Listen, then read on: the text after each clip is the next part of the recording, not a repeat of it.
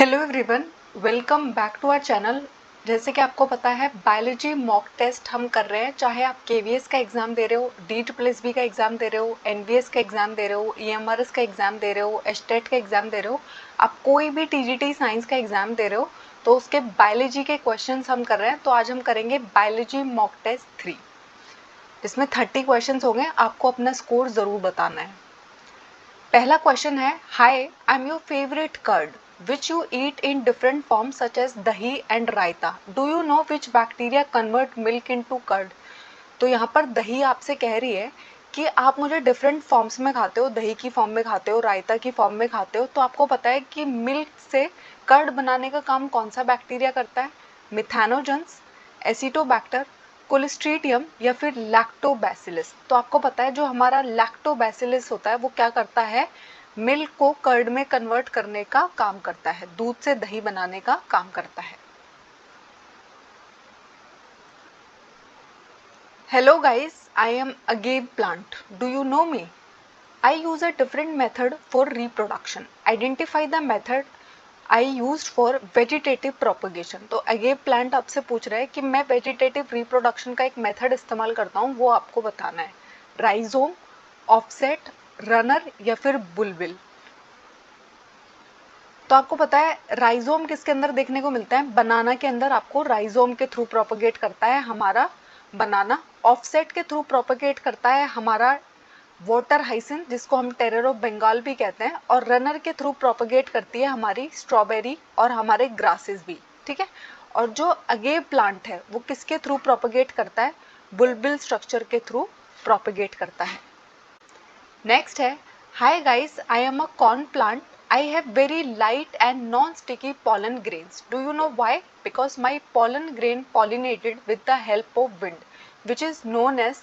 तो देखो यहाँ पर कॉर्न प्लांट के पॉलन जो है वो बहुत ही नॉन स्टिकी होते हैं और लाइट वेट होते हैं। क्यों? क्योंकि वो पॉलिनेटेड किस मेथड से होते हैं? विंड के मेथड से पॉलिनेट होते हैं। आपको इसका नाम बताना है कि विंड पॉलिनेशन का जो मेथड है उसको हम क्या कहते हैं? एंटीमोफिली, हाइड्रोफिली, एनिमोफिली या फिर ऑर्निथोफिली। तो आपको पता है अगर इंसेक्ट्स की मदद से पॉलिनेशन हो रहा है उसको हम एंटीमोफिली टर्म करते हैं, अगर वाटर की मदद से हो रहा है उसको हम हाइड्रोफिली बुलाते हैं, और अगर एयर की वजह से हो रहा है, विंड की वजह से हो रहा है, इसको हम एनिमोफिली टर्म करते हैं, और अगर बर्ड्स की वजह से हो रहा है तो उसको हम क्या बुलाते हैं? ऑर्निथोफिली बुलाते हैं। नेक्स्ट है, do you know I am a hormone which is released only during pregnancy in females, identify me. तो एक ऐसा हार्मोन आपको आइडेंटिफाई करना है जो फीमेल्स के अंदर सिर्फ प्रेगनेंसी के दौरान ही रिलीज होता है। ईस्ट्रोजन, प्रोजेस्ट्रॉन, रिलैक्सिन या फिर प्रोलैक्टिन। तो देखो ईस्ट्रोजन, प्रोजेस्ट्रॉन एंड प्रोलैक्टिन आपकी बॉडी में बाकी टाइम भी प्रेजेंट रहते हैं, लेकिन जो रिलैक्सिन नाम का हार्मोन होता है वो सिर्फ प्रेगनेंसी के पीरियड के दौरान ही आपकी बॉडी के अंदर रिलीज होता है। 3 ऐसे हार्मोन होते हैं जो सिर्फ प्रेगनेंसी के दौरान रिलीज होते हैं, उनके आपको नाम लिखने हैं कमेंट्स में। नेक्स्ट है, hey I am a girl foetus, why nobody really likes me, why most people use this technique to know the gender of baby and if they found out it's me a girl foetus they kill me, why is it, my life does not hold value. तो एक girl foetus जो है वो आपसे बात कर रहा है और वो आपसे कह रहा है कि इस टेक्निक का इस्तेमाल करके लोग क्या जान लेते हैं? जेंडर जान लेते हैं, और अगर उन्हें पता चल जाता है कि वूम के अंदर क्या प्रेजेंट है, फीमेल गर्ल चाइल्ड प्रेजेंट है, तो वो उसे किल कर देते हैं। तो कौन सी टेक्निक उनकी हेल्प करती है बेबी का जेंडर जानने में? वेसेक्टॉमी, ट्यूबिक्टॉमी, एमिनोसेंटेसिस या फिर साइटोप्लाज्मिक इंजेक्शन। तो आपको पता है जो एमिनोसेंटेसिस टेक्निक है ये आई तो थी डिफरेंट मेथड के लिए, ठीक है, ताकि बच्चे के अंदर कोई भी जो फ्यूचर में जाके जेनेटिक डिसऑर्डर्स हो सकते हैं उनको हम आइडेंटिफाई कर सके, लेकिन इंडिया में इसका एक अलग ही इस्तेमाल होने लगा कि वो इससे क्या जानने लगे? बेबी का जेंडर जानने लगे और उसको क्या करने लगे? किल करने लगे। नेक्स्ट है, which of the following phenomena is responsible for movement of water in xylem. तो जाइलम के अंदर जो पानी मूव करता है वो किसकी वजह से मूव कर पाता है? सर्कुलेशन, फोटोसिंथेसिस, ट्रांसपिरेशन या फिर ट्रांसलोकेशन। तो आपको पता है ट्रांसपिरेशन के फॉर्म में जैसे ही पानी गायब होता है तो एक वैक्यूम क्रिएट हो जाता है, फिर नीचे से पानी जो है वो ऊपर ट्रांसपोर्ट होता है, ठीक है। जिसको हम ट्रांसपिरेशनल पुल थ्योरी भी बोलते हैं। इस मेथड की वजह से ही वाटर ट्रांसपोर्ट हो पाता है।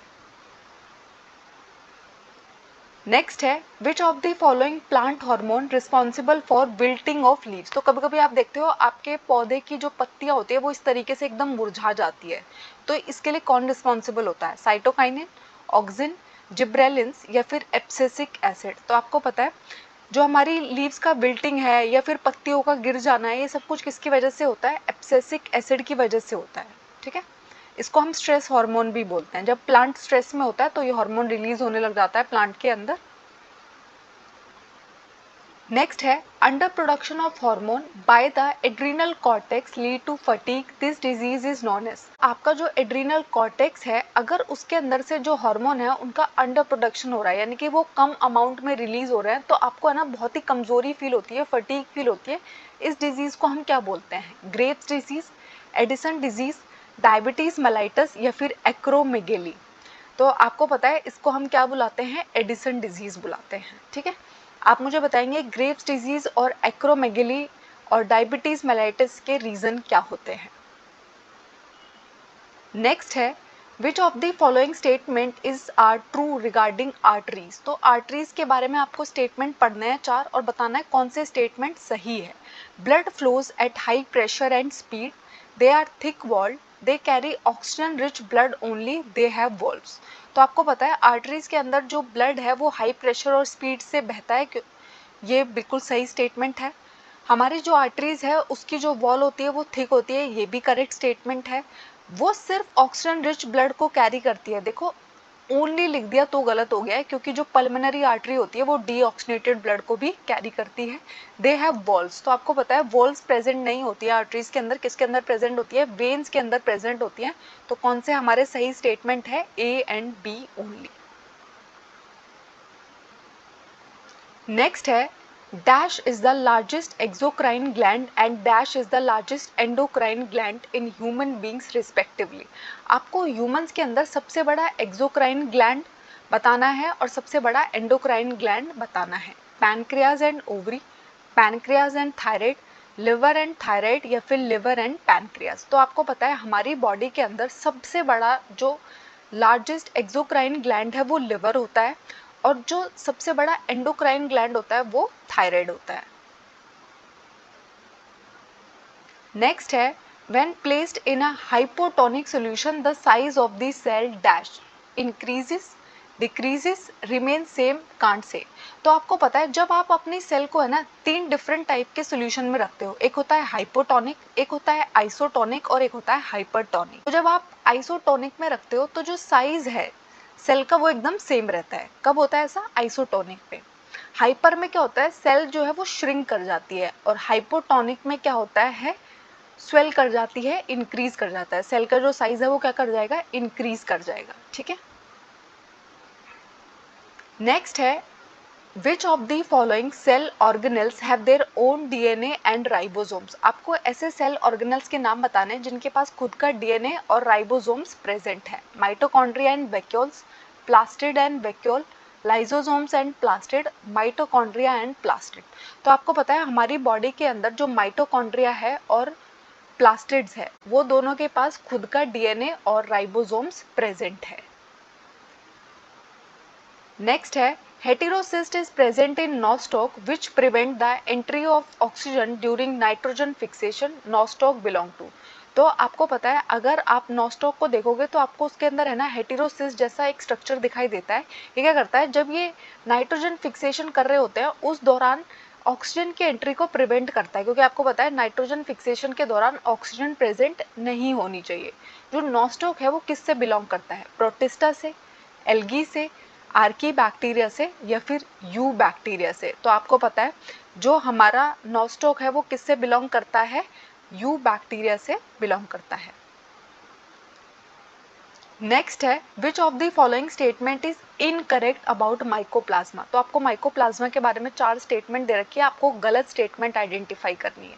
Mycoplasma are the smallest living cell, mycoplasma lack cell wall, mycoplasma are pathogenic in nature, mycoplasma can not survive without oxygen. तो आपको पता है माइकोप्लाज्मा जो है वो स्मॉलेस्ट लिविंग सेल है, बिल्कुल सही बात है। इनके पास सेल वॉल नहीं होती, ये भी बिल्कुल सही बात है। ये पैथोजेनिक होते हैं नेचर में, अगर प्लांट के अंदर एंटर कर जाए, आपके अंदर एंटर कर जाए, आपको बीमारियां दे सकते हैं, ये भी सही बात है। Mycoplasma can not survive without oxygen, ये गलत बात है, ये ऑक्सीजन के बिना सर्वाइव कर लेते हैं। ठीक है। Time when you observe the tide appears red due to presence of red pigment released by, तो कभी कभी आप है ना जब टाइड्स को देख रहे हो तो आपको है ना पानी इस तरीके का रेड दिखाई देता है। ठीक है, तो ये पिगमेंट की वजह से इसका कलर रेड हुआ है। तो वो पिगमेंट रिलीज कौन करता है? यूग्लिना, एंडोस्पोर, गोन्यूलिक्स या फिर स्लाइम मोल्ड। तो आपको पता है एक डाइनोफ्लैजुलेट होता है जिसका नाम है गोन्यूलिक्स, ये क्या करता है? एक रेड पिगमेंट को रिलीज करता है, इसलिए हमें टाइड्स जो है वो रेड दिखाई देती है। कभी कभी आपको ब्राउन दिखाई देंगी, कभी ग्रीन दिखाई देगी, डिपेंड करता है कि कौन वहां पर प्रेजेंट है, वो किस तरीके का पिगमेंट रिलीज कर रहा है। ठीक है, डाइनोफ्लैजुलेट्स होते हैं मोस्टली ये। नेक्स्ट क्वेश्चन है which fungi is known as imperfect fungi. तो कौन सी फंजाई को हम इम्परफेक्ट फंजाई बुलाते हैं? एस्कोमाइसिटीज, ड्यूट्रोमाइसिटीज, बेसिडोमाइसिटीज या फिर फाइकोमाइसिटीज। तो आपको पता है हमारी जो ड्यूट्रोमाइसिटीज क्लास है उसको हम इम्परफेक्ट फंजाई बुलाते हैं। ठीक है, क्यों बुलाते हैं वो रीजन आप मुझे बताइएगा, मैं आपको पढ़ा चुकी हूँ। नेक्स्ट है hi I am polysiphonia, I belong to red algae, do you know which pigments are present in me. तो पॉलीसिफोनिया आपसे पूछ रहा है कि मैं रेड एल्गी से बिलोंग करता हूँ, मेरे अंदर कौन से पिगमेंट्स प्रेजेंट होते हैं? Chlorophyll A and B, chlorophyll A and C, chlorophyll A and D या फिर क्लोरोफिल बी एंड डी। तो आपको पता है जो हमारी रेड एल्गी होती है उसके अंदर chlorophyll A and D present होते हैं। यह है हमारी पॉलीसिफोनिया, रेड एल्गी होती है। नेक्स्ट क्वेश्चन है hi I am sargassum, I contain the following pigment chlorophyll A and B and fucoxanthin, do you know I belong to which algae? Blue algae, red algae, green algae या फिर brown algae. तो आपको sargassum के बारे में बताना है जिसके अंदर क्या प्रेजेंट होता है? Chlorophyll A and B and fucoxanthin नाम का पिगमेंट प्रेजेंट होता है। तो आपको पता है ये किसके अंदर प्रेजेंट होते हैं? हमारी ब्राउन एल्गी के अंदर प्रेजेंट रहते हैं। ठीक है, नेक्स्ट है the giant redwood tree sequoia is one of the tallest tree species belong to. Giant redwood tree है वो किस से बिलोंग करता है? ब्रायोफाइट, टेरिडोफाइट, जिम्नोस्पर्म या फिर एंजियोस्पर्म। तो आपको पता है जो हमारा जाइंट रेडवुड ट्री सिंकुआ है वो किससे बिलोंग करता है? जिम्नोस्पर्म से बिलोंग करता है। देखो इतनी बड़ी इसकी हाइट हो सकती है, बहुत बड़ा प्लांट होता है ये। नेक्स्ट है डैश हैव वाटर ट्रांसपोर्ट और canal system which animal kingdom is being talked about? Coelenterata, Mollusca, Pisces या फिर पॉरीफेरा। तो आपको पता है जो हमारे स्पॉन्जेस होते हैं, पॉरीफेरा होता है, उनके अंदर क्या देखने को मिलता है? वाटर कैनाल सिस्टम देखने को मिलता है। ठीक है, इस तरीके से ऑस्टिया के थ्रू एंटर करता है, फिर यहाँ पर जो कैविटी है स्पॉन्जोसील उसके अंदर रहता है और ओपरक्यूलम से क्या होता है? बाहर निकल जाता है। हमारे स्पॉन्जिस की बात हो रही है और आपको पता है स्पॉन्जिस किसके अंदर आते हैं? पॉरीफेरा ग्रुप के अंदर आते हैं। नेक्स्ट है com plates which helps in locomotion found in which animal kingdom. तो कॉम प्लेट्स जो है जो लोकोमोशन में हेल्प करती है, मूवमेंट में हेल्प करती है, वो किस एनिमल किंगडम के अंदर देखने को मिलती है? पॉरीफेरा, सिलेंट्रेटा, सिटानोफोरा या फिर प्लेटे हेलमिंथीस। तो आपको पता है जो कॉम प्लेट्स है वो किसके अंदर देखने को मिलती है? सिटानोफोरा के अंदर देखने को मिलती है। ये जो आपको दिखाई दे रही है क्या है? कॉम प्लेट्स है। नेक्स्ट है potato store food it is modified. तो आपको पता है पोटैटो जो है वो स्टोरेज की तरह इस्तेमाल होता है, उसके अंदर है ना बहुत सारा कार्बोहाइड्रेट जो है वो स्टोर रहता है। तो वो क्या है? एक मॉडिफाइड लीव है, रूट है, स्टेम है या फिर फ्लावर है। तो बहुत बार लोगों को कंफ्यूजन होता है कि पोटैटो एक मॉडिफाइड रूट है या फिर स्टेम है। तो हमारा जो पोटैटो है वो मॉडिफाइड स्टेम है, रूट्स नहीं है। क्यों? क्योंकि इसके ऊपर आपको क्या देखने को मिलता है? नोड्स एंड इंटर नोड्स देखने को मिलते हैं जो हमारी रूट्स के अंदर प्रेजेंट नहीं होते। कहाँ पर प्रेजेंट होते हैं? स्टेम में प्रेजेंट होते हैं। तो पोटैटो क्या है? मॉडिफाइड स्टेम है। नेक्स्ट है blood grouping is discovered by. तो ब्लड ग्रुपिंग जो है वो किसने डिस्कवर की थी? वॉटसन एंड क्रिक ने, कार्ल लैंडस्टीनर ने, एडविड सदर ने या फिर जॉर्ज एल्विन ने। तो आपको पता है वॉटसन एंड क्रिक ने क्या दिया है? जो हमारा डीएनए का डबल हेलिकल स्ट्रक्चर है वो किसने बताया था हमें, वॉटसन एंड क्रिक ने बताया था। और हमारी जो ब्लड ग्रुपिंग है वो किसने दी है, कार्ल लैंडस्टीनर ने दी है। नेक्स्ट है oxytocin hormone is released by, तो ऑक्सीटोसिन हार्मोन को हमारी बॉडी में कौन रिलीज करता है, टेस्टिस, ओवरी, पिट्यूटरी या फिर हाइपोथैलेमस। तो आपको बहुत जल्दी लगेगा ओवरी, ठीक है। मेजरली फीमेल में बहुत सारे रोल प्ले करता है, तो इसको ओवरी रिलीज करेगी, लेकिन इसको कौन रिलीज करता है, पिट्यूटरी ग्लैंड रिलीज करता है। नेक्स्ट है crop variety improvement is not done for, तो क्रॉप वेराइटी इंप्रूवमेंट हम किसके लिए नहीं करते हैं, higher yield, wider adaptability, change in maturity duration, reduced quality.